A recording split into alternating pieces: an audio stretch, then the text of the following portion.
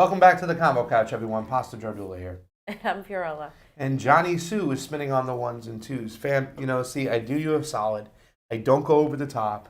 You said you can't today, and I get in your zone, and then you still chuckle and laugh at me. Because it never can please you, no matter what I do, no matter how I try.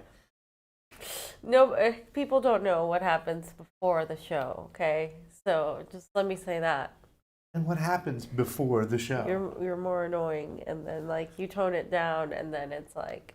Fam, you think I'm annoying when I breathe, let alone anything I do. When I breathe, you think I'm annoying. No, so, please. Not really. Kind of. Yeah. Depends on how much you breathe. All right, guys, before we get started, we need you to do a big favor. We are getting demonetized. We are getting shadow banned. We are getting censored like there's no tomorrow. Mm-hmm. So please, do us a favor. Do us a solid. Hit that like button. Hit that share button. More importantly, make sure you get over to the Rokfin, the ROKFIN, on your FM dial. It's very important because they're allowing us to speak our mind, say what we want to say. They don't censor the truth, and that's very important to us over here because we want to bring you all the on-ground information that we've been acquiring, where we've been going, life-changing experiences, some new stuff at the Convo Couch. And you people out there, you guys have made it all possible. We saw some love from people on our PayPal. Thank you so much. People on our Patreon, thank you so much. And all these donations that you give us over here on the Super Ray, which is always appreciated on the couch for real. But if you can't afford to give us anything, we don't care. What we want you to do is help us spread the news. Right. Like, share, subscribe, so you can share the news of the Convo Couch and everything we do, from elections to electoral politics, fam, to social issues and that. Correct? Correct, fam. All right, good. Correct. Krista and I walked in the door. Thank you so much for the Super Ray contribution. It is always appreciated on the couch. Make sure the hair stays good. And Trey Wright, Trey, we love you all. We love you, Trey. All of you are doing phenomenal work. Thank you so much, Trey. Guys, if you want to learn about movies, you want to know the scoop on the movies, go to Trey Wright. He is the movie man. He is amazing. I was watching some of his content when he was talking some about the movie Lamb, which we should see. It looks creepy. Yes. But the man watches everything, and including the new 007, he gave a good review on as well. So please check out Trey Wright. We love you, fam. Hit us up at any time. You know that. Over on the YouTube, we have, where's our video? See, this is crazy. It's like not in this whole freaking queue. The internet's acting a little queasy. Out of the blue, they start zapping us. Okay, we have 50 people watching right now on the YouTubes. Turn my phone off. Don't you have a direct connection to the... Oh, okay, I see. Yeah, we might have to move it all the way over there then. We'll just get a big extension and kind of hard line in. Yep. Three Chord Grifters there. How you doing, brother? Robert Hickey, ABC Weapons Nightmare, John 1, Almighty Anarchist, Popeye Sailor, the Accidental Activist, and Anthony. We love you guys. How you doing? Love from the Global South. Shanda, shout out to Oz. Shout out to everybody. So we were on with Frank Analysis a little bit earlier, so you guys should check that out. And you were on with Jason Burmas earlier than that, so we've been going for a while today. I'm feeling a little bit, under the weather. It's not COVID, because we've been getting tested for that constantly. But just traveling and everything makes us a little bit, susceptible to whatever, the changing climates. It's kind of cool here in Lima. It's like in the 60s, and it's weird because it should be way warmer now. Yeah. And they were talking about that. My family came to visit, and they were talking about that, how it should be a lot warmer. And it was really hot in Managua. So just like the changing of the weather and stuff. Yeah. So we have an interesting show for you today. We have a lot of sections, but they're short sections, so it's kind of cool. So we should have a lot of clipped out pieces when this is all said and done. So we need you to share these clips on the specific topic that you like most. Get it out there, put it on Facebook, send it an email thread, whatever you got to do, just get the news out there. It is an amazing show today. I can't wait to talk about it, fam. So let's get the ball rolling. All right, so let's get started. Let me put on my glasses. Super far away. If you can get that ready, it is that ready, would be fam, great. Right here. So, and it's the first two tweets, 1, 2. Okay, yeah, so I just wanted to go over what Khanna said about Nicaragua, because I don't think we were able to bring it up last time, and if we did bring it up, we didn't have the actual pictures, so I wanted to show the things he has said. If you can click on Khanna's thing, I want to read it as well. So he said, I acknowledge that the U.S. should never have mined Nicaraguan ports or supported the Contras to the extent we did. That does not excuse Ortega's brutal jailing of opponents and stripping NGOs of legal status. The left must condemn those flagrant violations of human rights. Okay. Yeah, but I was going to give the context just now. He was on a debate with Air Mate on Katie Halper's show. So for me, it was, first of all, Air Mate wasn't in Nicaragua, so she could have gotten someone that was in Nicaragua to talk about that. She didn't do that. Another thing was the I don't know why I can't say it right now. Sensationalizing the situation in Nicaragua into a debate, having the even entertaining the idea of debating imperialist propaganda is an issue to me, especially after going into Nicaragua and talking to people there and other journalists and other election integrity observers and people who are activists who have been doing this for years. The left is non-existent in their eyes. It's non-existent in the eyes of many Nicaraguans in America, because the American left, even the quote-unquote independent media left, is still allowing the decimation of the propaganda machine. For instance, it's like when they talk about Bashar al-Assad, being a brutal dictator and those things, you're allowing an entryway for these things to come out. So that's my first criticism of the whole thing. So he went back and forth with Aaron Mate on this, and that's what he was responding to. So I don't want to really follow their back and forth. I just want to really focus on what he's saying, because that's what he said throughout the whole thing. And he is saying that Ortega brutally jailed opponents and stripped the NGOs of legal status. First of all, if I were Daniel Ortega, I wouldn't have been as nice.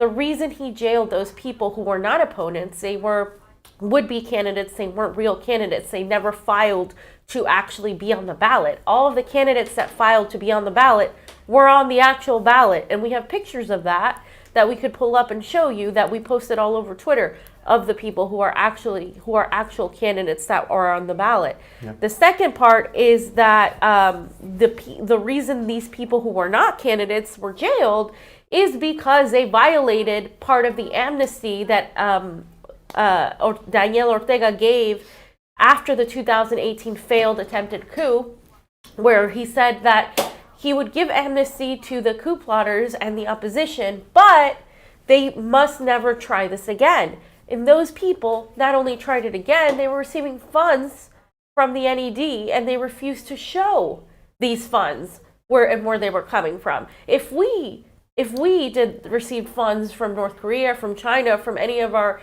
enemies, and tried to overthrow the U.S. government, we would be jailed and worse, tortured, etc. So the fact, it's very rich of somebody like Khanna to talk about that. And then the last thing I want to address on that before I give it up to you is he's talking about the flagrant violations of human rights. We don't give two craps about violations of human rights in Yemen. We don't give two craps about violations of human rights in Palestine. It's only when it serves the purpose of formulating this narrative that this man must be removed because he's some sort of dictator when he isn't. Yeah. And our support of the royal family, the monarchy in Saudi Arabia, really doesn't give two shits about human rights as well, too. And fam, you just hit it on the nose with everything you said there. It was like a 3-strike tweet right there, starting off with the fact that he's kind of placing up, I acknowledge that the United States should never have done this before. So what makes you think we have the right to do something now after we've done that, after we supported the Contras? And we didn't just support the Contras in Nicaragua against the socialist government. We also fucking tore up homes here in California with Freeway Rick Ross, where the way we entrusted crack cocaine on the streets of LA and New York to fund this illegal backdoor regime. But then he goes on to talk about jailing his oppositions right there, which once again, he's gaslighting, he's lying, he's also trying to say the fact that what Pham said, he's trying to twist it. Like he's just jailing his opposition so he can win again and hold on to power. No, these are people who got money from the NED and these NGOs, which is the second part of the tweet, which is strike two, normalizing these NGOs the way Cory Booker did. Oh, I take my words from the OAS. I take my words from the NED. We got to stop normalizing these CIA light regime change aficionados. They are bad. And it's being funded by our government, our tax dollars, and we need to stop it. Because at the end of the day, when we do all this stuff, this imperialism around the world, it's your sons and daughters who are paying the price, who are the pawns that go fight these wars. Not just the death and destruction we cause on these people and try to steal their resources and force our monetary system on there. It's your sons and daughters who are coming home and killing themselves at an alarming rate. Remember, 22 kids every day, not kids, but human beings kill themselves every day due to PTSD going out and fighting these wars everywhere. And we have 78 bases in Latin America. What are they there for, fam? Are they there to give out milk, bread, and cookies and spread love and be like Captain America and protect the people? No, they're there for resource extraction. They're there to plant the monetary system. And they're there to make sure that you Americans don't see that a socialist government could thrive. And then the last part, the left.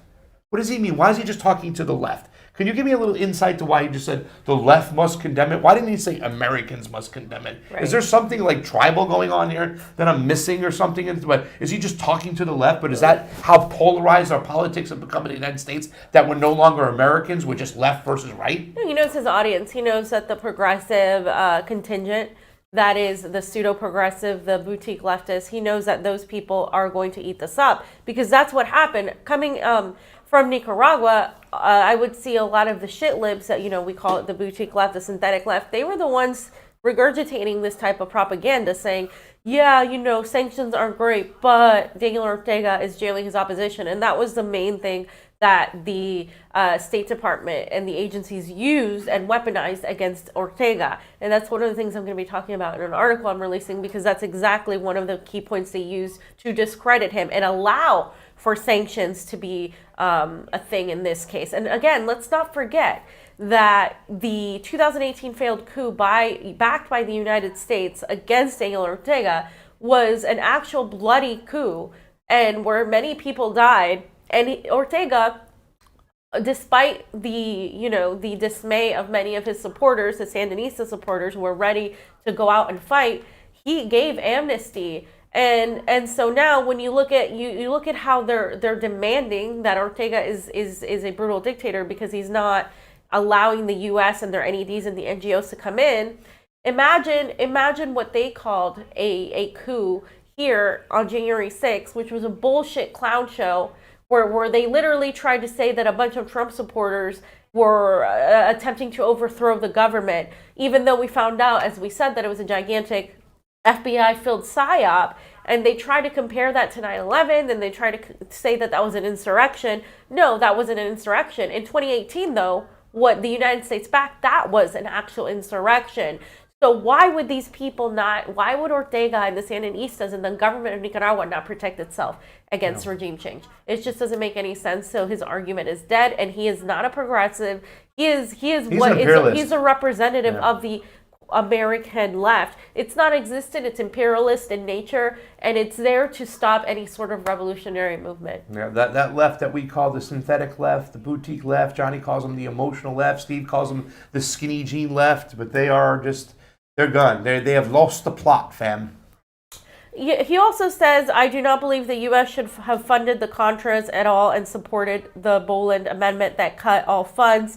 To the extent we did is just acknowledgement that that it was ongoing aid in the 80s, and that was wrong. But when you condemn Ortega jailing of opponents, but will you condemn Ortega jailing of opponents and delisting NGO? So he's talking to Aaron Mate's reply, who said that he can't condemn he couldn't condemn Reagan, his actions in Nicaragua. And so what I want to point out there is that he's completely pretending that the same people, the same sort of deep state, the national security state that was alive in the 80s isn't here today. The reason we have this neoliberalism and the strength of neoliberalism today is because of Reagan. Reagan brought a lot of that neoliberalism, and now it's completely flourishing. And it hasn't changed. He's acting like that was a different government. And the worst part is I've seen a lot of the people who listen to people like Khanna and progressives and all of that with their double speak. I've seen these people regurgitate the same exact thing to me, saying, oh, it's not the 80s. It's not the 80s. The 80s are over. What does that have to do with anything? Regime change. The same imperialists are in power. And the anti-imperialists need to oppose that. And I don't care where you fall in the idea, on the conservative social issue. I care about opposing anti-imperialism. Yeah. And that's what we have to really understand. Yeah. Ben Norton has done some amazing work on this too as well. You know, the money laundering that was taking place, the way they funneled money from these NGOs into these people to overthrow the government. That's the big issue right here.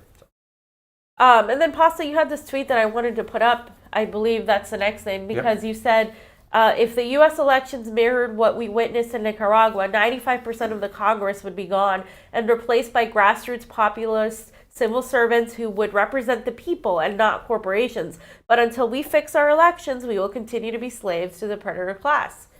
And just anything you want to say about that in terms of... No, I mean, it's just the truth. I mean, it's just like the fact that we are fed this, bill of fucking bullshit. The fact that these countries over here in the global south have all these dictators running stuff, but when we go witness it for ourselves, we see they have more of a representative democracy than we do. And if we had the same type of elections they did, the securities that they had, they have no mail-in ballots, right? I would go for limited mail-in ballots for people who are handicapped who request them. You know what I'm saying? One day of voting, no of these drop boxes in the middle of nowhere with no chain of custody. You know what I'm saying? Counting with all parties present to make sure that the security and the integrity of the election's intact. We would have such a different government now, ladies and gentlemen. And I know people have a hard time believing this, fam, when we tell them, like, these elections have been cheated for so long right now that it would be completely different if we had grassroots populist fucking candidates running that had a fair shot. Everything would be different. 95% of that Congress wouldn't be here. But that's why they spew the shit they say. They say the things they say because they know that their elections are tied up for them. It's because they're working for the man. They're working for the corporations. So they're going to have their backs because we have nothing but a corporate freaking election system here. We're proprietary, owned by corporations, run our tabulations. So we don't have a democracy here like they have in Nicaragua. Yeah, and that's pretty much says it all, I think. We can go on to the next subject, but I also just wanted to add that we're in no position to criticize a country that is obviously an independent, sovereign country that had sovereign, fair, and transparent elections when we can't even have that, but also a country that's provided people a lot of means economic-wise. For example, the construction and building of more schools, public health care. They also have public universities, and it's growing and growing, and it's improving. And those are tangible. That's tangible data that you can go and assess and talk to any sort of Nicaraguan, and even rural areas, the areas that we were in Bolivia, and they'll tell you straight up that the reason they like the current government is because they don't meddle too much in their personal, autonomous affairs, but they also provide things that they can use. And so that's something that you can literally look at the numbers, the amount of potable water that's increased, the amount of roads that have increased, the amount of access to like schools and healthcare and all these things, that and how they've dealt with disasters as well, like 2 hurricanes back to back last year. So all of these things are things that you can find data wise as to why this whole idea that he is highly unpopular is false. Yeah, like you said, fam, roads, highways, water, electricity. The people of Nicaragua, they love Daniel Ortega. And there are people who are opponents who don't. We met people who, felt free to talk openly the fact that they weren't supporting Daniel Ortega. Would that really happen in a dictatorship and stuff? Wouldn't they silence all these people and throw them in jail? So don't listen to Western media. Come on over to the Convo Couch, Gray Zone, these other companies, media outlets, independent media outlets that actually go there and witness what's going on. Talk to the people, see their elections firsthand. It's a sound system, and we should just let these people be. Even the libertarians agree. Get out, don't interfere, let them do what they want to do. Right? Yep. All right, 3-Chord Grifter, thank you for the Super Ray contribution, and it's always appreciated on the couch. And thank you for everybody who's following on Rokfin, YouTube, or wherever you're at. We do appreciate it. Make sure you hit the thumbs up. Make sure you hit the share. You can hit us up on our Patreon. We've been getting a lot of love on the PayPal, so thank you to everybody out there. But if you ain't got the moolah, just give us the love, the likes, and the shares. It's really important. Fam, this next topic I am very excited about because yesterday I went back and I watched Crosstalk. I haven't watched in a while, and I saw this just fascinating, amazing display of two people who are on different sides of the spectrum, politically, ideologically, that is. One who's a hardcore conservative in Jeffrey Tucker. He's the conservative economist who writes and he's the president of Brownstonists, and he was on Crosstalk with Jody Brar, who is a self-declared anti-imperialist scientific socialist in the Great Britain's Working Party. And these two people, like I said, they're on different ends of the spectrum. But when it comes to what's going on in COVID, coming out of the COVID, they almost agree identically to this stuff. So I've clipped up a couple parts, and I got some questions for you, fam. So hopefully you can give us your answers on what you think. So let's take a look at the first part. This is the hardline conservative, Jeffrey Tucker. So let's just watch this right off the bat. Ask all of you, and I'll start with Jeffrey in Austin. What is the state of the economy as the pandemic is fading? Of course, in different parts of the world, there's different status for the pandemic. But as it ebbs here, where are we standing here? Because the prognosis was the economy should roar once it was unlocked from the lockdowns. Now there's different opinions of where we're going. Jeffrey, you first. It's not unlocked from the lockdowns, and we're suffering as a result. Broken supply chains all over the world, ports clogged in the U.S., empty shelves, shortages, high inflation, and this, in aggregate. But if you look at the individual sectors, with construction or beef prices, bacon, gas, you name it, Americans are suffering dreadfully. Hundreds of thousands of businesses were destroyed during the pandemic. They're not coming back.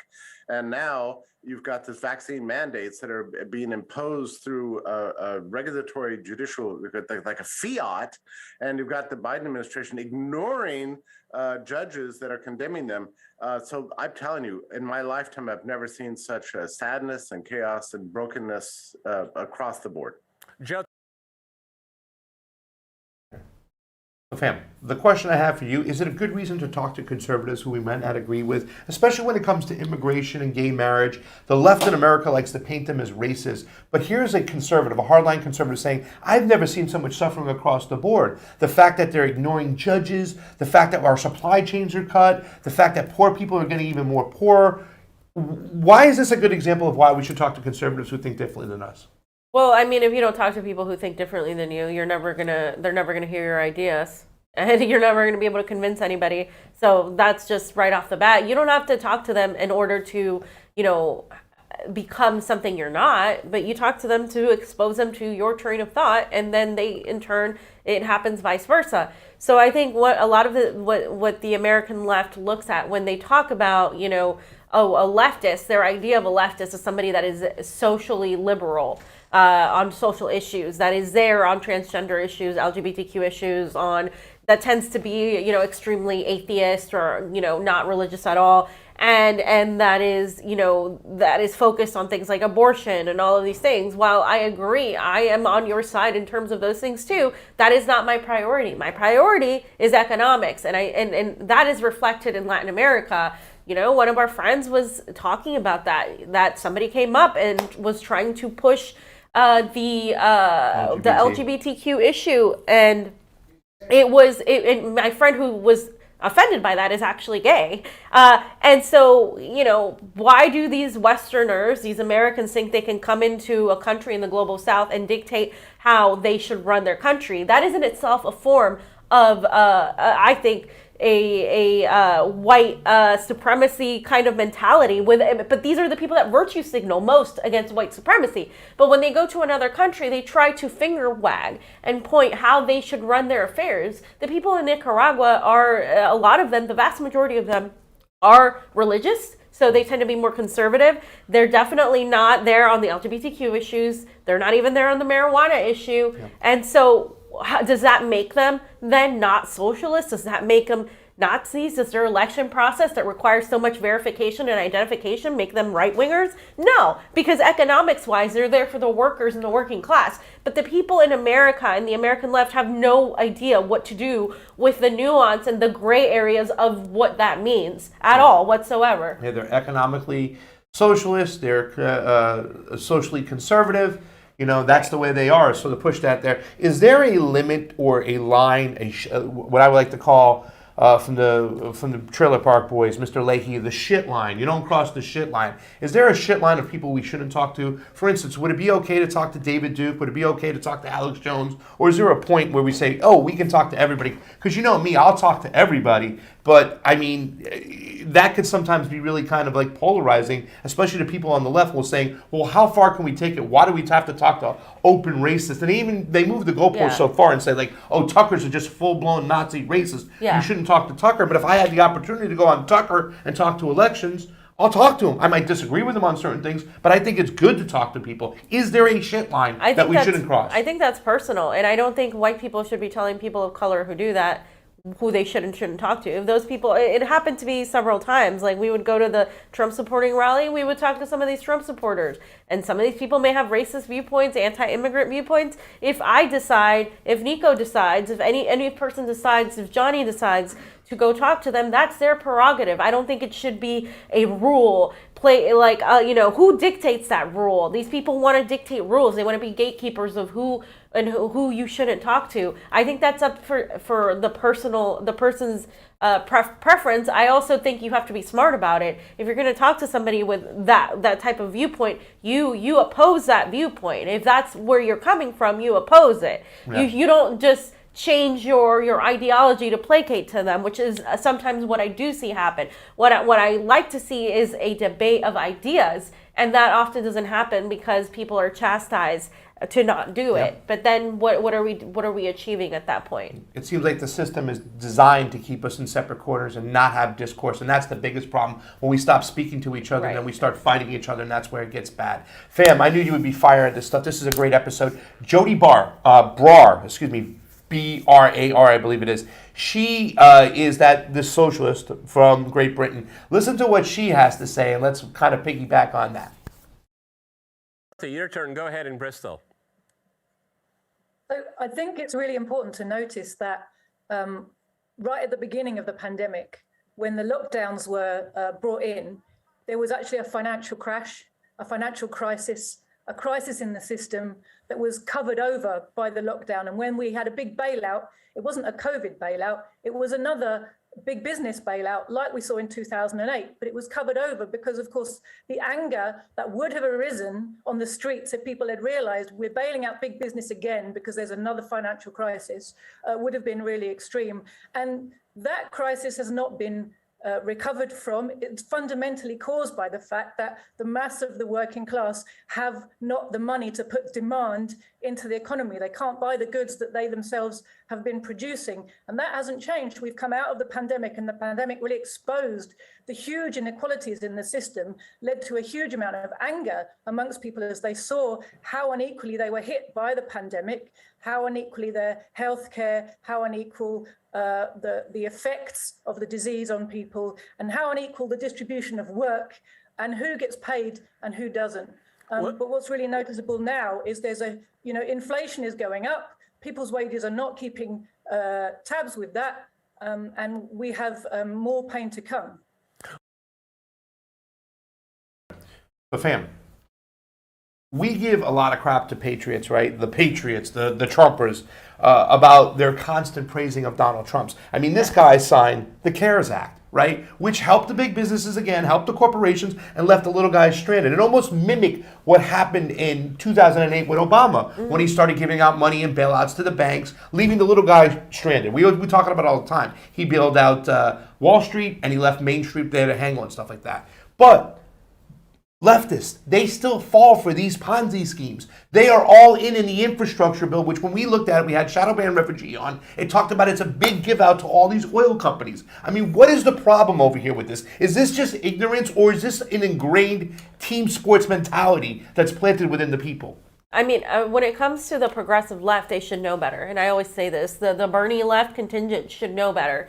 That is a team sports mentality, because they're still under the idea that Democrats are different than Republicans because of the language from the Democrats. The he, him, they, them, like all that superficial. And I'm not going after trans people in any way, shape, or form. Let me just lead with that.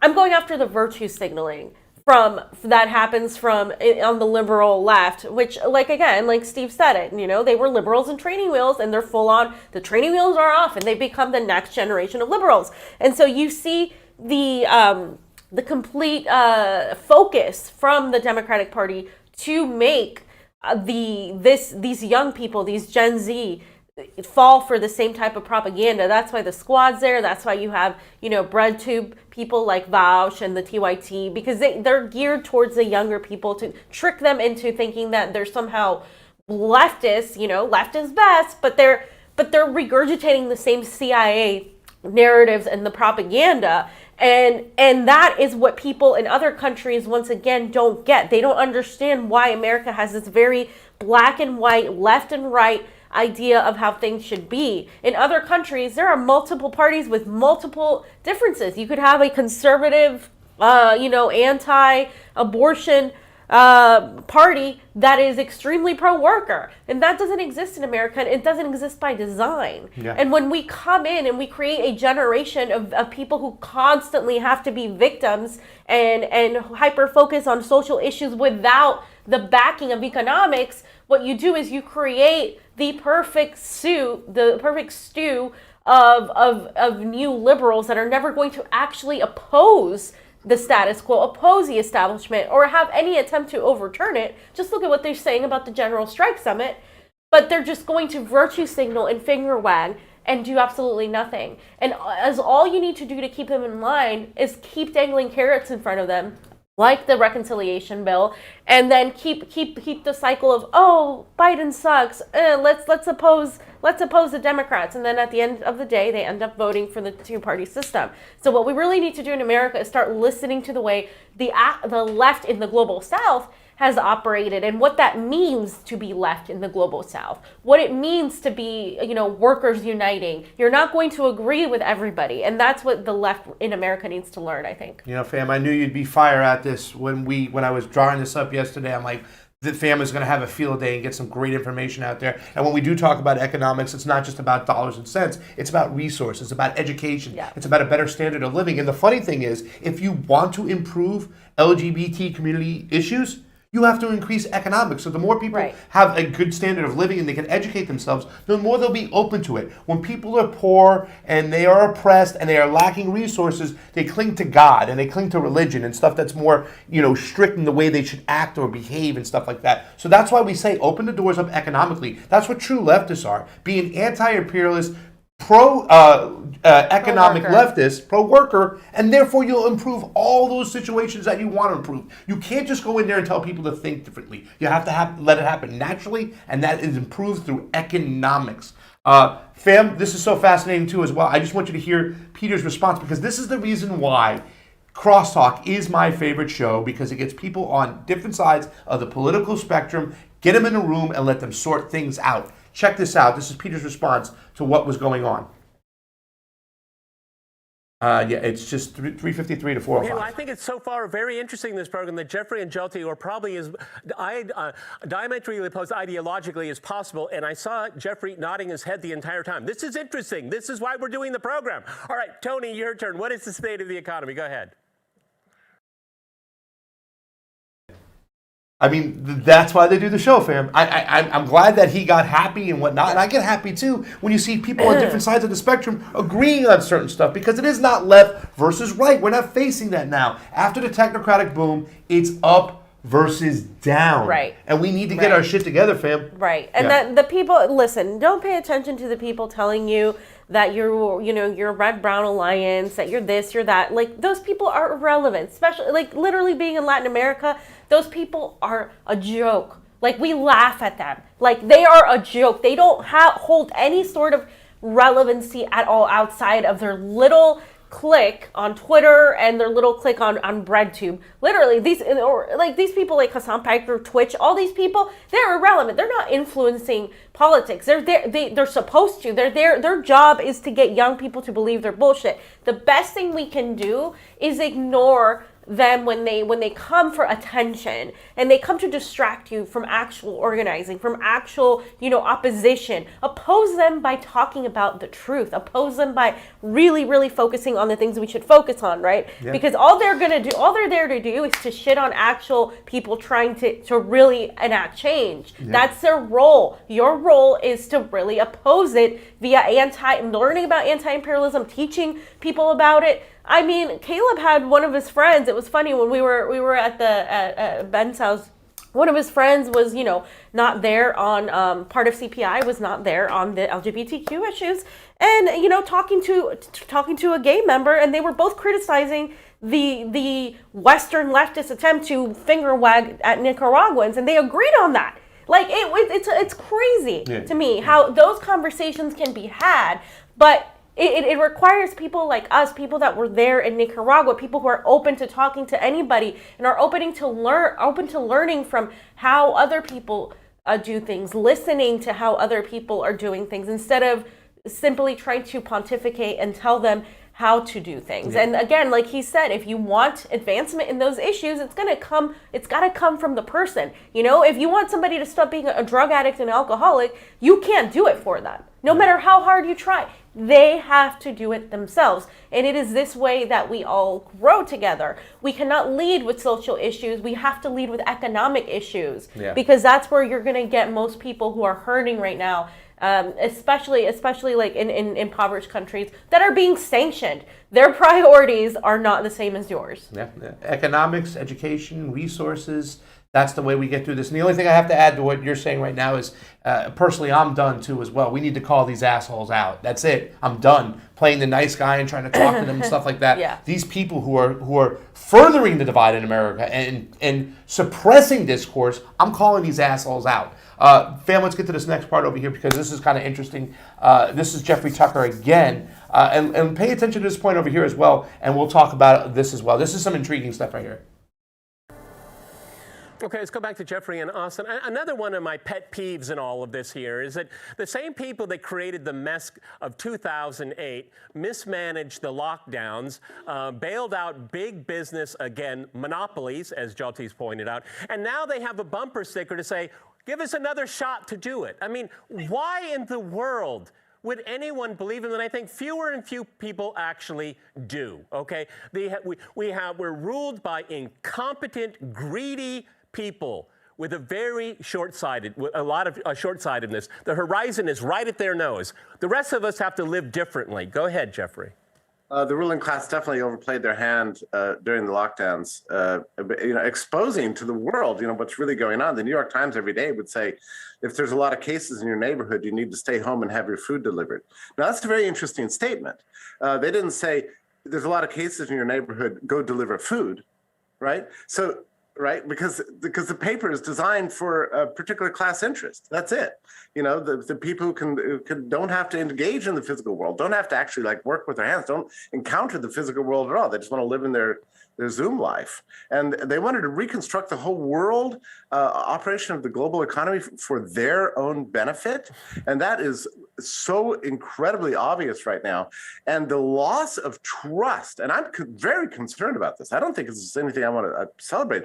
The loss of trust in elites, in expertise, in the law, the courts, big business, is immense in each other. I mean, we have a huge amount of rebuilding to take place, and it's not going to, be guided by the people who created all this wreckage in which we're under which we're living right now. So I don't, I forgot to mention loss of trust in politics, which has just become a joke, in the U.S. and around the world. So we have an enormous job to do in the coming years to rediscover basic principles of civilized living and fair market functioning and normal freedoms that we've taken for granted for literally hundreds of years. Well, Jeffrey, they all got wiped out. Jeffrey, I hope you're not holding your breath. I really hope you. Ma'am? We've been saying this for so long. Why do the people who caused the problem get to be the leading voices on the solution to fix the problems? They should be fired and their ass should be out the door.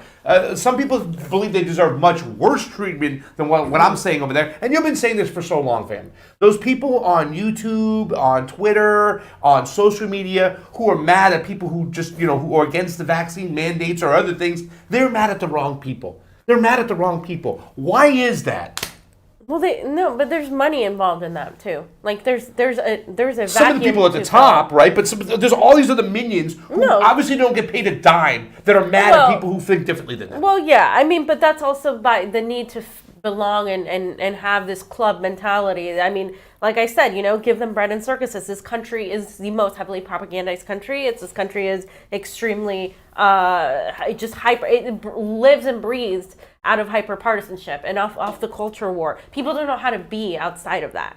They don't know how to find their own voice. They talk about, like they have vilified having an independent mind as some right-wing libertarian thing. Just because you have an independent mind and you question things doesn't mean you're not about community. But a lot of the left thinks that, if somebody says I'm an independent thinker, that must mean you're some sort of libertarian. And it's like, no, that just means you question things. You have a mind of your own. You don't have this hive mind mentality where you all have to be exactly the same and think the same way. And if they don't, then they're canceled. Like that's the issue with a lot of these people, and a lot of the people in media, even the people that are considered progressive media, do get paid to spread this sort of thing. And if they're not getting paid, they want to be part of that new gatekeeper club. So that's what it's about, I think, largely. And it was nice hearing him talk about the predator class and the upper class, because I don't care if you're a conservative, if we're not going to get anywhere. This country is falling apart as we speak. I mean, America is falling apart. We're not there right now. America's falling apart as we speak. We're looking to live in other places because America is doing so terrible. And it's crumbling before our very eyes, and people, instead of really focusing on the common enemy, are hyper-focused on each other's bickering, and that is exactly by design. And so what we have to do is really continue, people like us have to continue really guiding people and being like, hey, just look at really what's happening. Look at beneath all this bullshit. This is where the truth is, and this is where we got to focus on. Yeah, and if somebody stabbed you in the back but then asked for the knife again, I'm sure you wouldn't give them a knife. So I don't understand. I would like to hear from these people who are going along with the rhetoric of the mainstream media and these politicians that caused the problem in the first place and say, let's let them fix it. Oh, we elected them to fix it, but that's the whole thing about elections. When you don't have fair elections and you don't know what's what, then you're going to caught in this quagmire. Well, this is what the people want, so I guess we should go along with it. It's very, very sinister, and it needs to be changed. Now, this next clip right here is a small clip right here, but this is amazing, fam. This is the two conservatives hinting at revolution. Check this out. You're not holding your breath. After every great crisis in civilization, like a civil war, World War whatever, something dramatic happens. I agree. I agree. I don't entirely know what that is. It worries me because I think it could go either way at this point. Oh, I think so. That's why I keep saying there's going to be a reset. It's just not what they're expecting. Jonty, one of the things. So what do you think about that, fam? I mean, personally, I don't think there's going to be a revolution because the people in this country are so divided, red team, blue team, and will be fighting each other. They did this. We were able to accomplish this in the Civil War. They'll be able to accomplish it again. They got us by the you-know-what, fam. But your thoughts on the fact that conservatives are talking about revolution, and is it possible? Well, he mentioned that there's going to be a reset, just not the kind that other people, the elites want. Because, I mean, I don't know if there'll be a revolution in the way we see it, but I think there'll definitely be opposition to what's happening.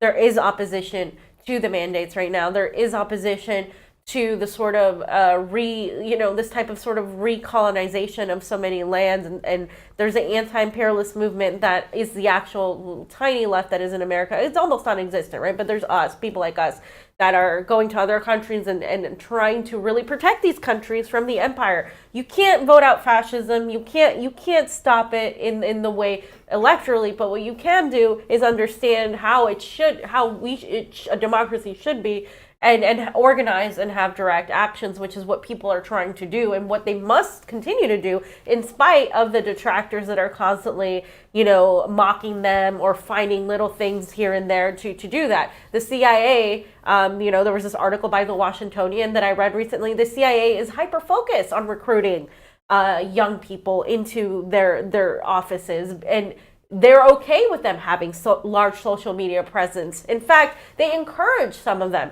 to have that, because when you are an informant, you are who you say you are. You just don't specify about the things that you do. And so believe me that a lot of the people that are there to stop any sort of revolution from happening are online, and they're online because that's the next big thing. It's in 1917 Russia, you didn't have to worry about the tech giants and social media. This is a different sort of battlefield that we're playing in, and so you have to adjust your tactics now that you have a different understanding of where we're coming from. And so when we're talking about, imperialism is supposed to be the highest form of capitalism, I believe that now the highest form of it is actually this technocratic takeover and an imperialism of our human bodies, of our minds, of our everything, of our immune system. That is the imperialism that we are actually going to be fighting in the future, because they've conquered everything. What's left? You're left. And so that's what we really have to focus on. And I think a lot of people are sort of starting to understand that, with what the Great Reset is and what that entails. So, we're going to be talking more about that, but I definitely think there is a lot of opposition. I just don't think it'll come from the North American left, because it's almost non-existent. I think it's going to come from Latin America and the people in the global South who are experienced at fighting the predator class of the West, and who are going to be pushing through. If we want any sort of survival, we're going to have to unite and have what Unapologetic said yesterday on FHL. He said we're not going to have a left revolution. The revolution isn't going to be left. It's going to be human.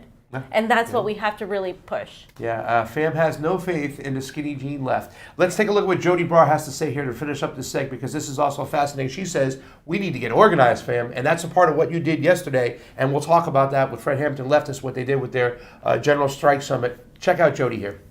And you and I have known each other for a while here, and everyone knows my politics, everyone knows your politics here. But the thing that's missing in this conversation, this propaganda message we get on both sides of the Atlantic, is the issue of class is almost never mentioned, and that is intentional. Go ahead in Bristol. Thanks, Peter. While your last guest was talking, I just wrote down the word class in big letters and put a box around it. You were saying there's no pushback, and you're right. There is no push. These people can get away with it endlessly because the ruling class for the last 40 years has been waging war on the working class, and they've been winning. And particularly in the US and Britain, where the ruling class imperialists have been particularly strong and on the offensive, the working class has been in a period of what I call defeat and retreat. And I think we're coming to the bottom of that now. Things are starting to turn around again. And the crisis and the situation that workers find themselves in is changing that. But for there to be pushback, I'm going to say something which isn't going to be popular with the rest of your panel, I'm sure, but the working class needs to be organized. We need independent working class organization. The loss of trust, I think, is a good thing. We shouldn't trust in people who are our enemies. The fact is there are two great classes in society and their interests are diametrically opposed. Do you know what happens to profits when wages go up? Profits go down. What happens when profits go up? We've seen it. Wages go down. So we have to understand that that is the way that the capitalist system works, that it doesn't and cannot deliver for the mass of the people. We have to regain our concept of class. If we're going to push back even a little bit, we'll have to do it by force of numbers. There is no other way for these people who have currently all of the power and no pushback. There's no other way to stop them from just carrying on looting our treasuries and despoiling our planet. Fam, so my notes here, let me get them up real quick too as well, because this is something, you talked about this when Fred Hampton left us right there, a general strike summit. And I think there was some nuanced criticism from some people who were saying, well, this isn't a vessel to really organize to direct action against these the elites or the predator class and these big corporations. But from what I listened to, certain guests did rightfully point out who is causing the problem here. And I think that's important, because the 1% in the predator class are the ones who have their boot on our neck. What's it going to take for us to put aside our differences and get together and go after these asshole piece of shit predator class people? It's going to take having discussions like what they just had, where they allowed some people like Sky Daddy who have different opinions. They allowed some people like myself who talked about election integrity from a different perspective, Niko, and I even had some pushback too from on what people think about election accessibility here is not at all the truth. Like what, the Georgia Senate bill, I've gotten a lot of crap for saying it wasn't a racist Senate bill, and I stand by that still, especially after visiting Nicaragua, especially after that. Totally. Nicaragua would be considered a right-wing election by far by the vast majority of the left. If I said let's implement everything Nicaragua does in America, it would be considered a right-wing type of election, and it's not. It's just an effective election. They make it so people have access to. Everybody has access to an ID. Everybody has access to a polling center.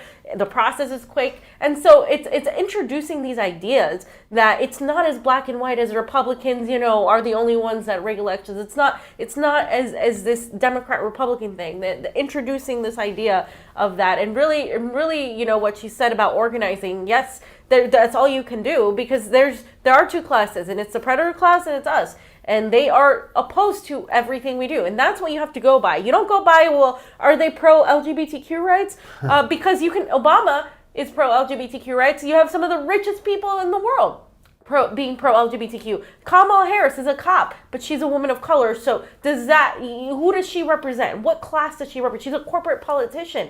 So you can't lead with those things. You must lead with economics and understand that the only way we get out of this is we unite across the board with everybody that wants to take down the predator class. That's the only way, and that should be your North Star. And also, I think general strike organizers, people who want to organize for a general strike, need to be looking at talking to people who are anti-mandate, because being pro-mandate is anti-worker, and that we have to push for that, especially people like us, because we've been talking about this. People on our network have been talking about this. Slow News Day, Niko, all these people, and Max Blumenthal has been talking about mandates a lot as well. And so what we have to do as the people who have been advocating that mandates are going to destroy the economy, destroy workers, are already doing that, and that they're very authoritarian and fascistic. They're taking us down this hole. If you're going to oppose Pfizer, for example, you must also oppose the mandates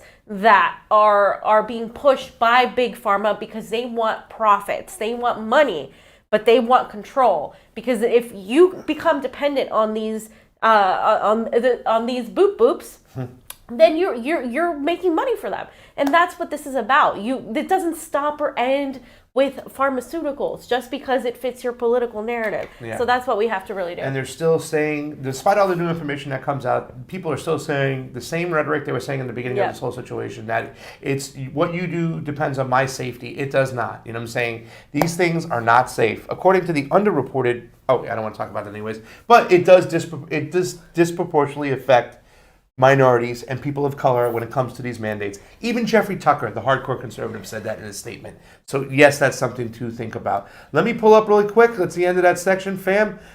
People on Rokfin, there's 200 people over now on the YouTubes. The people on the Rokfin are growing up. We almost got up to 70 over there. And I mean growing up in general, but moving up, the number count that is. Lucky Burrito, A&M, thank you so much. Say hi to Steve Cutler for us. I am so proud of you all. You have opened my eyes to so much. I started my own podcast, and after one episode, I was trolled by YouTube on Twitter, because that's what they do. And they removed a fam calling you all spam or deleted accounts, which is bullshit.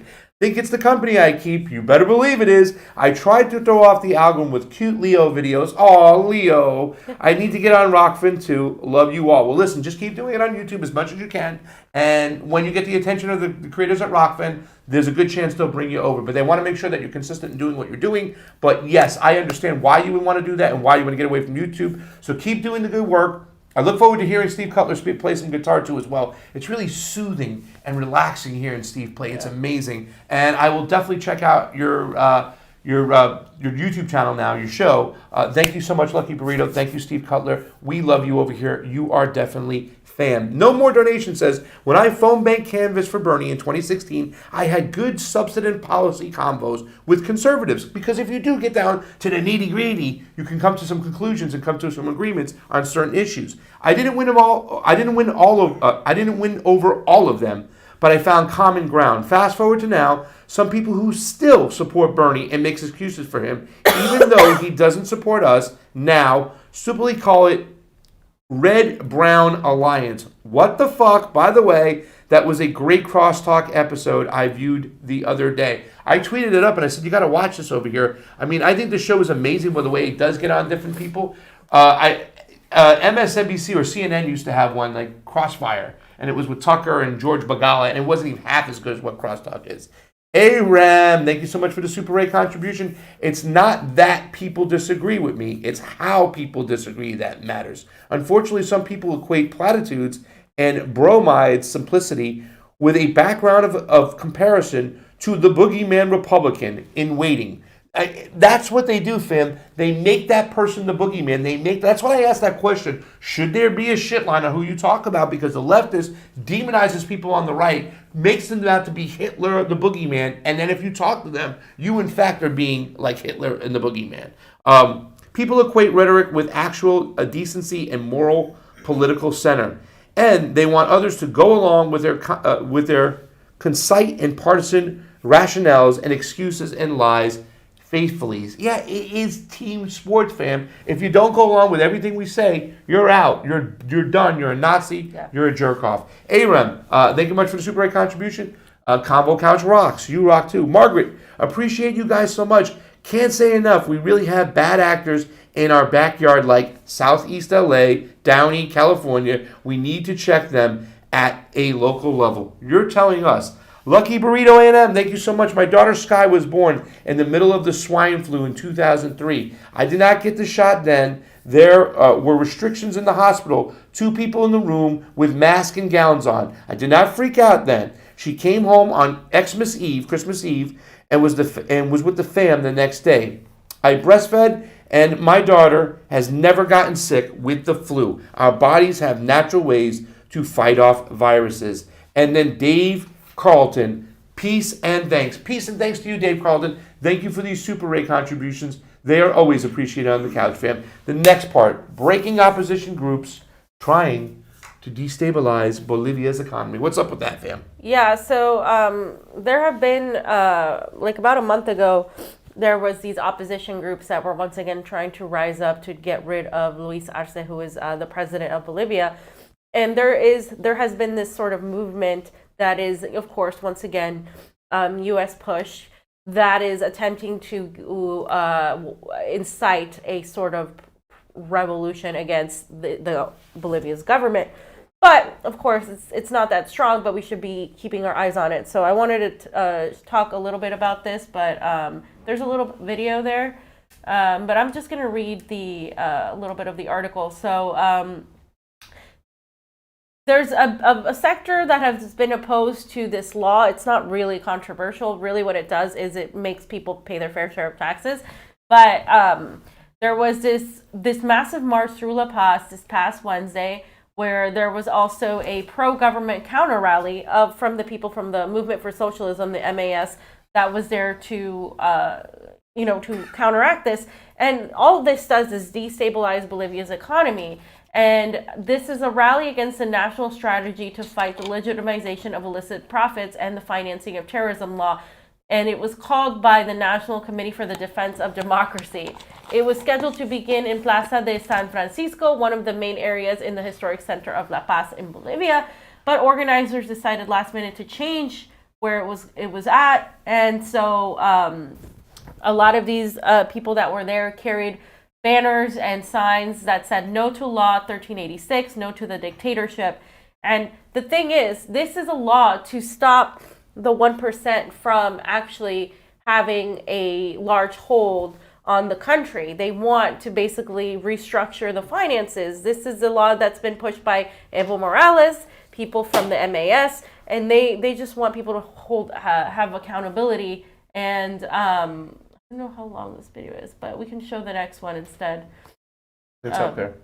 To your right, it's up. There you go.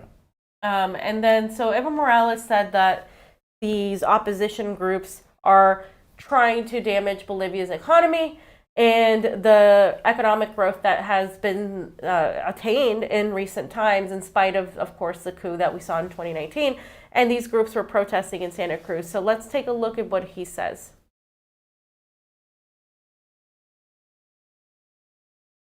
No intentar imponer con violencia, con bloqueos, con gente pagada en paros. Es lo que hacen en Santa Cruz. Claro, frente a tanto perjuicio que está causando, no son todos, algunos cívicos.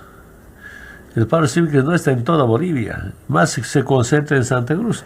Pero también está perjudicando que después del golpe, con Lucho, con su equipo, está levantando la economía. Está totalmente perjudicando eso. Entonces, ¿cómo? Entonces ahí viene el término antipatria. Si estaba mejor económicamente, repito nuevamente, el año pasado un crecimiento económico del menos 11%, ahora estamos sobre 4 o 5%. Si un mes más mejoraría, más inversión por aquí y por allá, terminar otra vez primero en crecimiento en Sudamérica, no quiere que los pobres mejoren su economía, menos quiere que Bolivia crezca económicamente. Se deben trabajar. Cuidado, que esos grupos se encuentren con un pueblo levantado.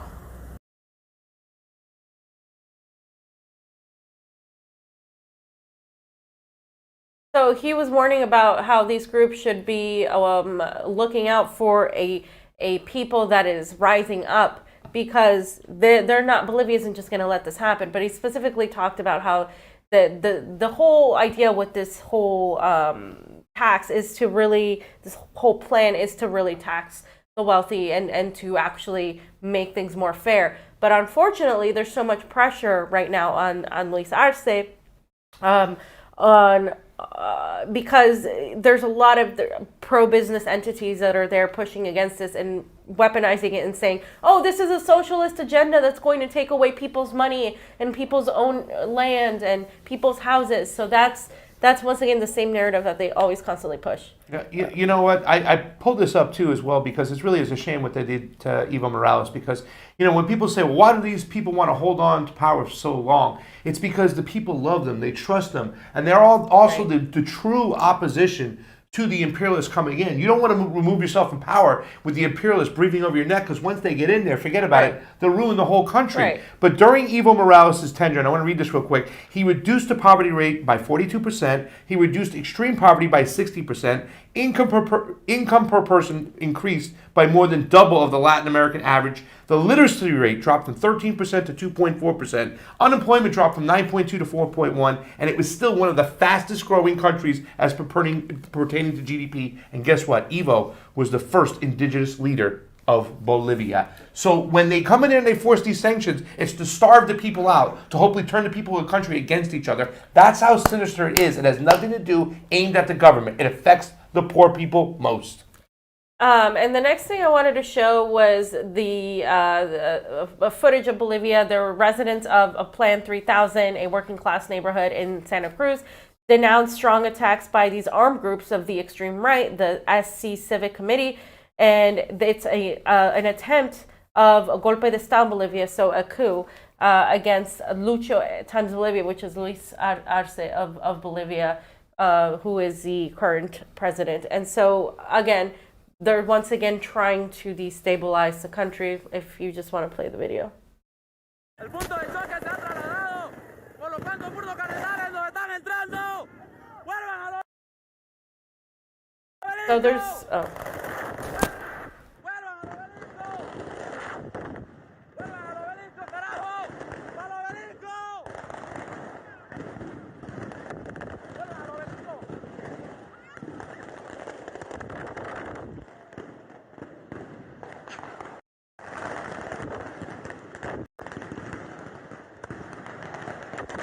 Sounded like gunshot mixed in there too, though, at the very end. The very end. Listen.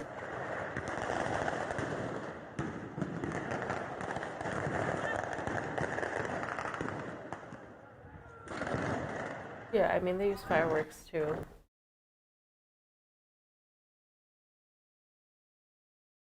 Okay.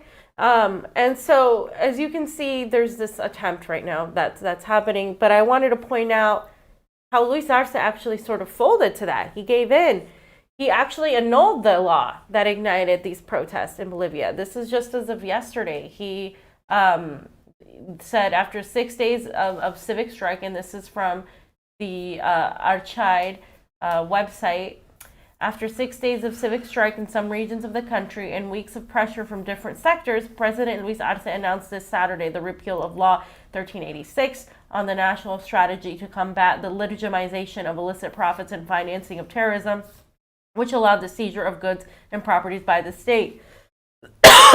So everybody is hyper-focusing on the seizure of goods and properties, but this is about stopping the Western-backed, coup plotters and the elite from pretty much just weaponizing, they're weaponizing that part to pretty much make up a bunch of money and destabilize Bolivia's economy. This is why they put that out. But he, in response to the protests that erupted, pulled out that law, so it's no longer going to be a thing.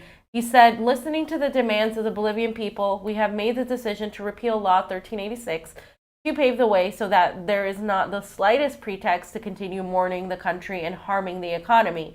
Arce's decision renders the entire legislative body without legal effect. Unlike the repeal that refers to partialities of the norm, everything that has happened is generating fear, anxiety, uncertainty unnecessarily in the country as a result of the fact that there are sectors that have other interests.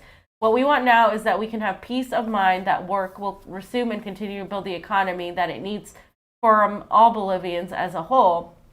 And he also announced his decision because the country does not want more anxiety. And this was produced in the presence of representatives of the union, peasant, transport, and central Obrera sectors. And of course, this law was the center of marches, blockades, and other actions.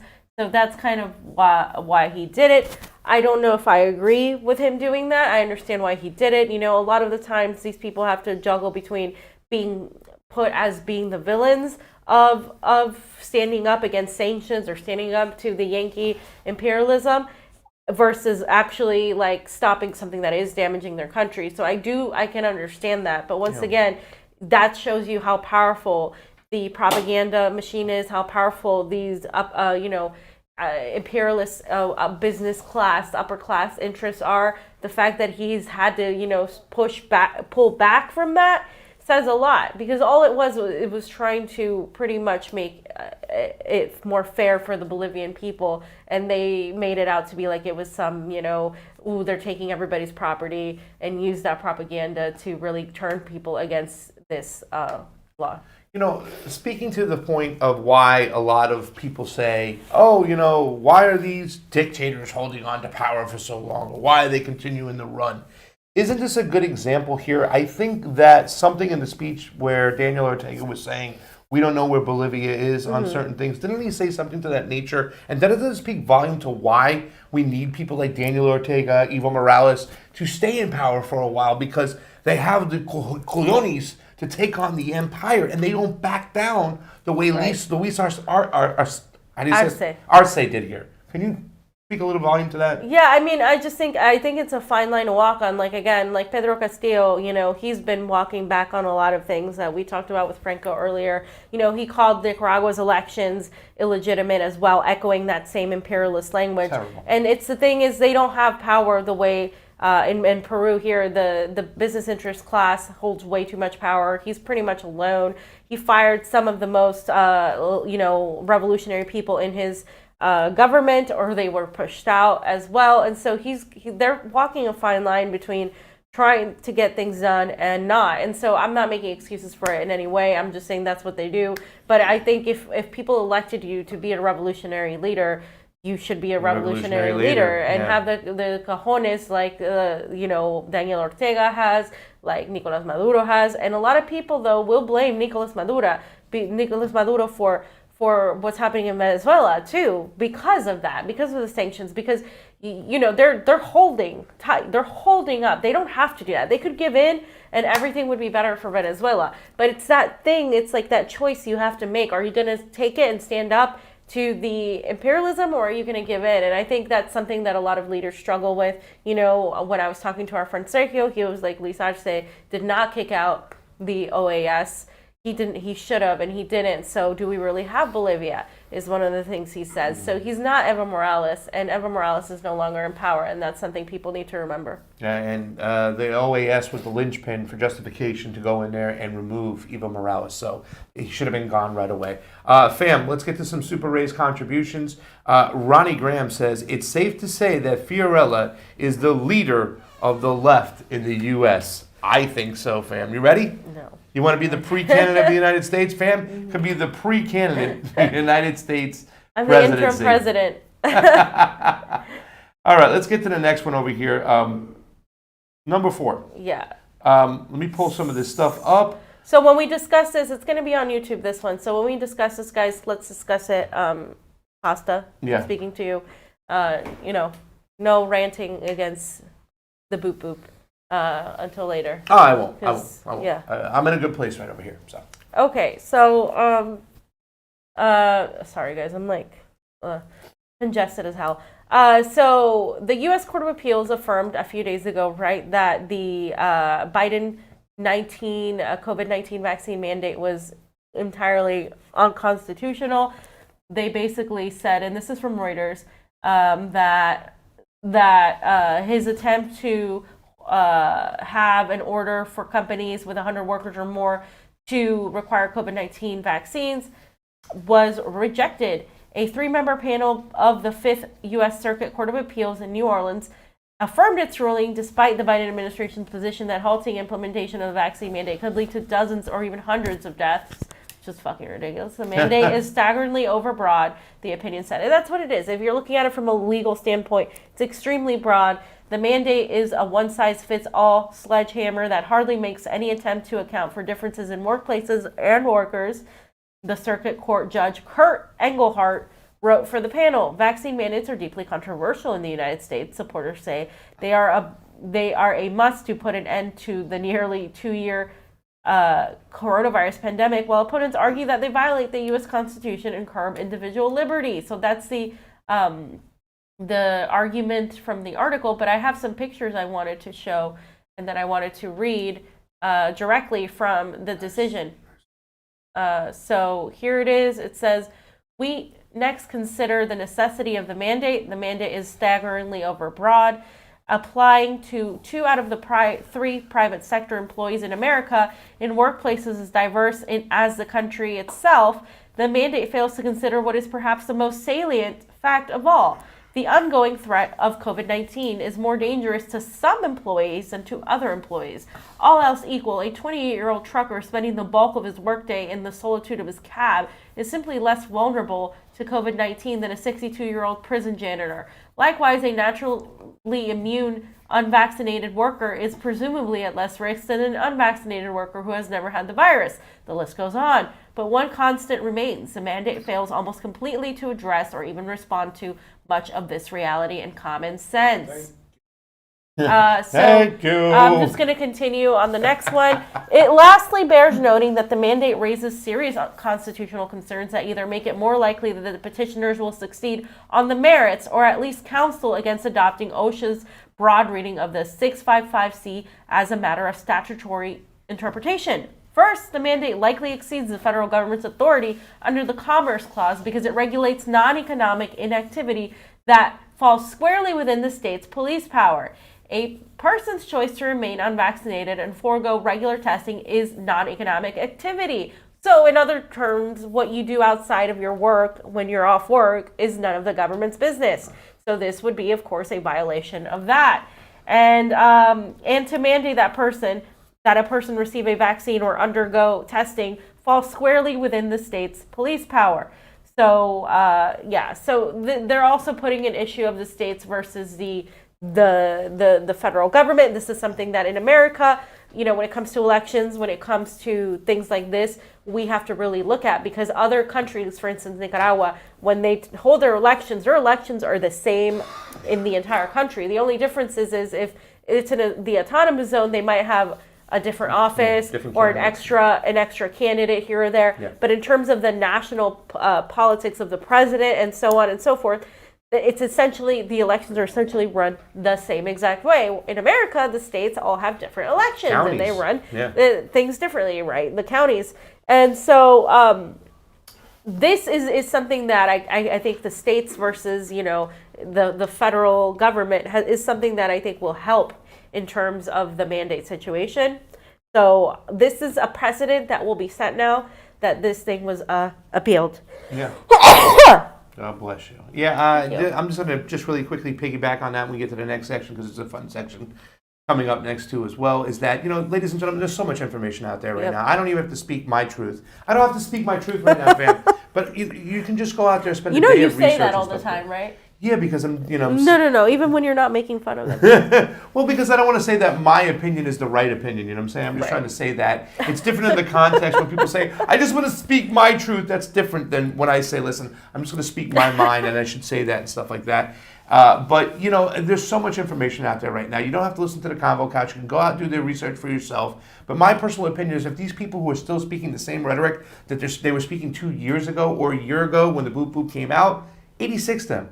Don't watch their movies. Don't listen to them. Don't watch their shows. I will never go see another Sean Penn movie ever again, because when he makes stupid comparisons like getting the Boop Boop is the same as putting your lights on in your car when you're about to drive, that's the worst, dumbest analogy I've ever heard in my life. And people out there still using the seatbelt. Yeah, the left are using the seatbelt. The seatbelt analogies, just stop it, really. I mean, the drunk driving, seatbelt, all these things, like they're using. That's all. If my Italian grandma was around, she'd smack you in the back of the head right now, because that's what you deserve. Just stop. Just stop giving energy to these people. Stop listening to them. Their argument is stupid. The mainstream media's argument is dumb. It's time to move on. Just look at the evidence for yourself. It will take you one whole day of looking at this and saying, you know what, now I can form my own opinion on the opinions and the actual facts that are out there right now. So that's all I'm going to say. I'm not going to even go into this anymore, because I'm not going to lose my cool on this anymore, ladies and gentlemen. The information is out there. It's all over the place. Listen to doctors who have actually treated patients who've had this, and stop listening to the people on the mainstream media network circuit out there who get paid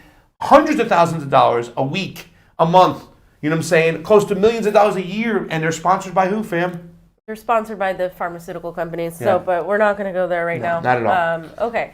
So Section 5. Let me see if there's any super rays real quick, just to get rid of it. Just really quick, there's one from, okay, no, there's none right now, so let's get into Section 5, fam. Right, so this is your section, but of course we have been, monitoring the Global South and all these attempts, so go ahead, take us up. So Vice, right? Mm-hmm. Paulo Ramos goes over there, now working for Vice. Also a contributor for MSNBC. We'll talk about that later. But watch the way Vice puts this piece together. It is like 3-4 minutes. She's Jorge Ramos' daughter. Yes. By the way. Contributor for MSNBC, Jorge Ramos. But watch the way they twist this whole thing. This is just freaking crazy. And they ain't fooling nobody. You're fooling nobody. Yeah, they're fooling some people, but they ain't fooling you ain't fooling the real people who are paying attention, especially the people who go there.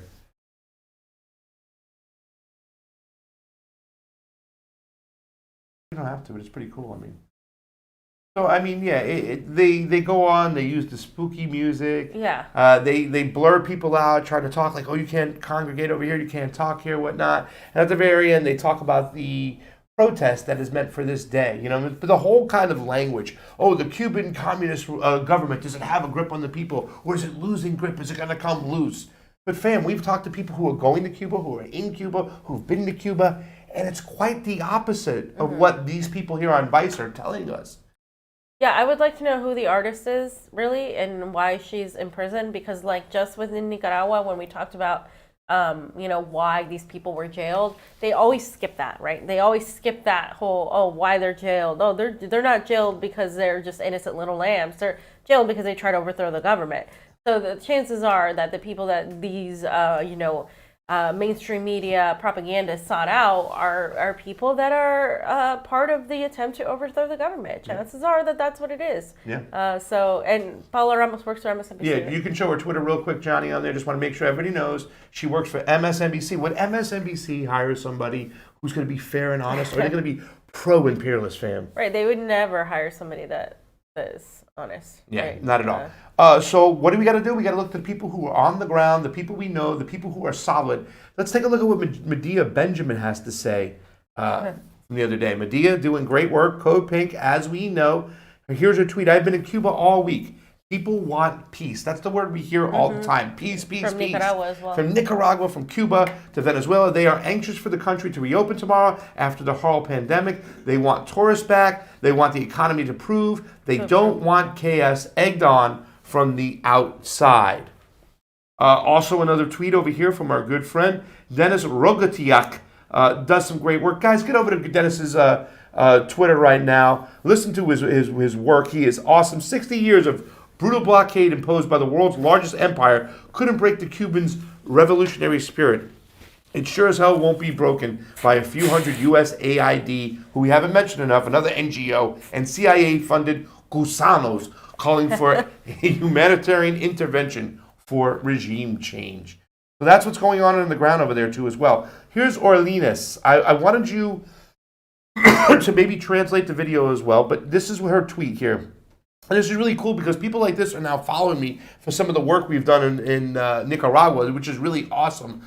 So they are liking the work the Convo Couch is doing. They're certifying it. Any protest scenario in Cuba is not a spontaneous event, but actions carefully prepared from Washington with a lot of funding, taking advantage of the island's openness to use of social networks. To the use of social networks. To the use of social networks. Sorry. Check out if you want to check out a video real quick, Jonny, you want to play a little bit of it, and maybe he can, Fio, you can translate a little bit of it. Por ahí. El tema de Cuba, que además es como una piedrita en el zapato desde hace muchísimo tiempo, más de 60 años, para el gobierno norteamericano, pues... The subject of Cuba, which is, by the way, a thorn on the side of the American government. Norteamericano, pues ahora tratan de acelerar los procesos, aprovechando la apertura que hubo con el tema de la incorporación de Internet en la sociedad. So now they're taking advantage of the rise of the internet. Cubana, y esto va a seguir sucediendo. Entonces va a suceder desde... So this is going to keep happening. And she's talking about how the United States is taking advantage of Cuba's developing internet and social media networks to pretty much sow division. 14 hasta el propio 15, que es casualmente, entre comillas, casualmente, donde se permite finalmente la apertura de fronteras después de todo este periodo de pandemia. Entonces todo está concatenado, todo está asociado y esto simplemente es algo que tiene rato cultivándose, ¿no? So they've been cultivating this for a while, especially since Cuba is now reopening the country after the pandemic. Algo espontáneo para que luego hagan ver mediáticamente que es la población cubana que se desata o que se va a las calles en protesta. So they're trying to say that this is something spontaneous, that, you know, that the Cuban people are rising up, so they can go ahead and say that this is the Cuban people that are fighting back against it. No, más bien es una cuestión preparada minuciosamente y con muchísimo financiamiento. But this is actually something prepared, carefully prepared with a lot of financing. Yeah. So basically what she said in the tweet, essentially, and, you know, just reiterating that part. So let's take a look at the two opposing sides. You have the Cuba Vive side, hashtag Cuba Vive, and you can just click on this hashtag and see everything that's going on there right now. There's a lot of support for the people of Cuba, a lot of support for the government there. You know, Dennis's tweet was there, Medea Benjamin, big Cuba protest today. What about the call to go outside at 3 p.m. and clap? You know what I'm saying? So, I mean, here's the other part she put up too as well. I went to the corner of 23rd Street and J, Havana, where the big hashtag 15N Cuba protests were supposed to be, and only found 2 clowns. Dos payasos. That's it. And that's what I'm saying. And if you look at right below that, when it says Toribio Caraca, that was at the end of the Vice video. That was the Twitter site, which was kind of like the call to organization part for the protest. Fam, it's got 10 followers. It's got 10 followers. Started Nothing. October 2021. But this was about the opposition to the government protest. This is what they put up on Vice at the end. Right. This is what they put. There's nothing on there. The Toribio Caraca. It's not. It's different than It is? Okay. Yeah. Yeah. But you can see there's like no followers there. Yeah. That was literally at the end of the Vice video. This Twitter thing. On the 15th, get ready for the protest when we take down this Cuban communist government that's suppressing the people. So, I mean, it's got no following. Medea Benjamin went out there today. 2 payasos. Nothing going on. You're hearing nothing. It's failing miserably, fam. Right. The empire is getting their ass handed to them again. They're not going to break the will of the people of Cuba, and that's just the bottom line. Yeah, they've been trying for decades, and they're not going to stop anytime soon. Same thing with Bolivia. They're not going to stop anytime soon. Okay. Is that it? That is it for that section. So we'll keep an eye on what's going over there. We have some boots on the ground, some friends we can contact, and that's it. So let's go ahead and into the section. And at the very end, we'll wrap up with the Super Rays and get John out of here. Yeah, so this section, I mean, I think we can probably go to, let me see, Rokfin only. Let me see. You want, probably, because we're going to talk about the CDC's credibility. I can start talking about on it, but Austria's lockdown is let's go to Rokfin only. So I'll start talking about it, and then we can go to Rokfin only. So guys, if you're on the YouTube, head on over to Rokfin. We're going to dive a little bit deep into this. But basically, the CDC has moved away from, this is from the LA Times, so that's all I'm going to read. The CDC has shifted away from the goal of herd immunity into not. And I want to read specifically these two things from there where they admit, right? They said thinking that we'll be able to achieve some sort of threshold where there'll be no more transmission of infections may not be possible. Jones is I believe he was, I put it up here, he is the Dr. Jefferson Jones, a medical officer on the CDC's COVID-19 epidemiology task force. And that's what he said. He acknowledged last week this to the members of the panel that advises the CDC on vaccines. They also said that vaccines have been quite effective at preventing cases of COVID-19 that led to severe illness and death, but none has proved reliable at blocking transmission of the virus. Jones also noted, recent evidence has also made clear that the immunity provided by vaccines can wane in a matter of months. This is straight from the doctor of the CDC. The result is that even if vaccination were universal, the coronavirus would probably continue to spread. That means they're saying it is endemic. We would discourage thinking in terms of a strict goal, he said. So they've moved the goalposts and they've shifted them. So are we off YouTube? Let's get off YouTube. Guys, get over to Rokfin. We'll finish this up, finish the discussion. Thank you for all of you poor folks who joined on the YouTube and maybe not have the means and the necessary ways to get on over to Rokfin, but please try your hardest. We love that platform because it lets us speak about what we want to. We can speak the truth to you without getting censored. So to buy to all to our YouTubers today, we'll see you on Rokfin. Let's wrap this puppy up. Come on over with us and have some fun. And I'm just going to continue reading because this part is still okay. With just 58.5% of all Americans fully vaccinated, we do need to increase the uptake of COVID-19 shots, said Brooks,